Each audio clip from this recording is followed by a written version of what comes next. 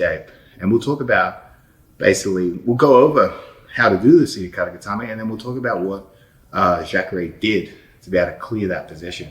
Obviously showed a lot of experience there to be able to survive such a deep submission.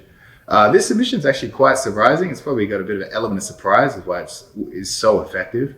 Really, even today, you'll hit someone with it and they'll still be sort of somewhat confused about what you did to them there. They'll think it's some variation of arm in guillotine, and it kind of does look like that.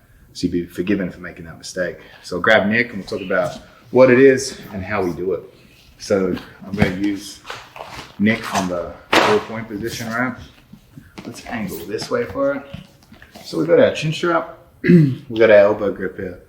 We're going to lock our hands like so. So basically, wrist over wrist here, palm over wrist. So again, chin strap, elbow grip. The elbow grip's going to go on bottom of the palm over wrist grip. I'm going to bring my knee inside here.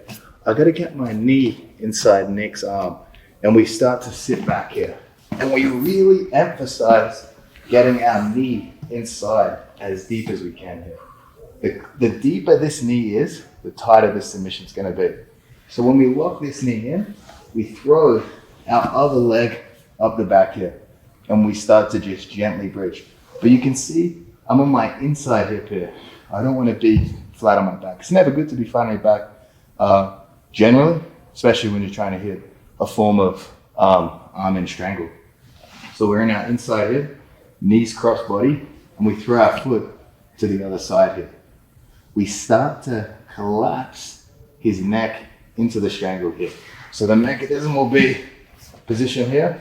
I'm pulling my arms tight, and I can apply a little bit of bridging pressure in here. So we can hit it from the 4-point, or we can hit it from the turtle. So when we hit it from the turtle, I'm still going to be doing the same thing. I'm going to do that palm over wrist grip.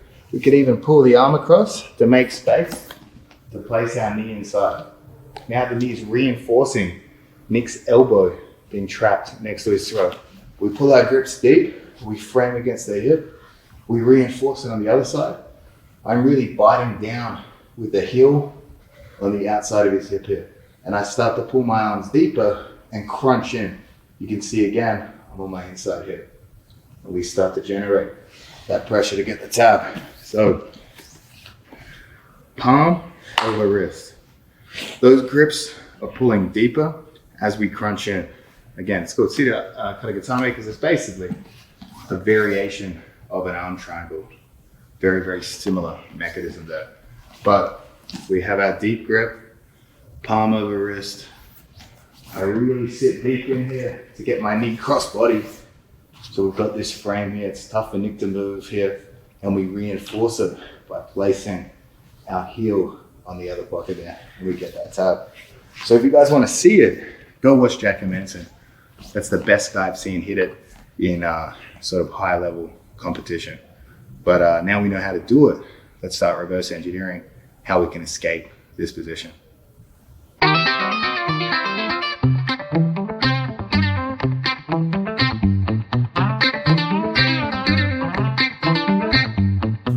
Early and late stage defense to the seated kata gatame. I basically became aware of how Jacare was able to survive the position by how he controlled the inside knee position, right? So I'm going to get Nick to put me in a seated kata gatame. We'll complete it to the finish, and then I'll talk about how important the inside knee is and how basically without that knee across our body here, there is no seated kata gatame. So Nick hits it on me.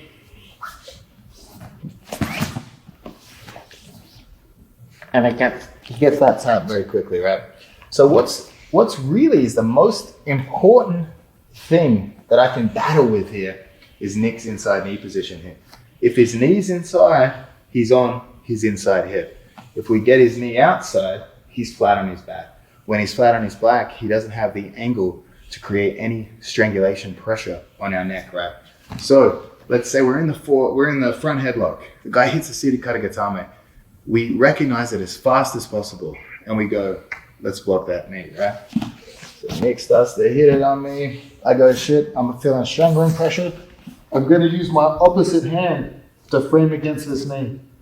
Once I frame against it, I'm obviously not going to be able to hold it here forever. Nick's going to slip out of that eventually and probably bring it back through. So once we block it, bring your knee and elbow and create a knee and elbow connection. Nick's trying to finish me here. There is no finish.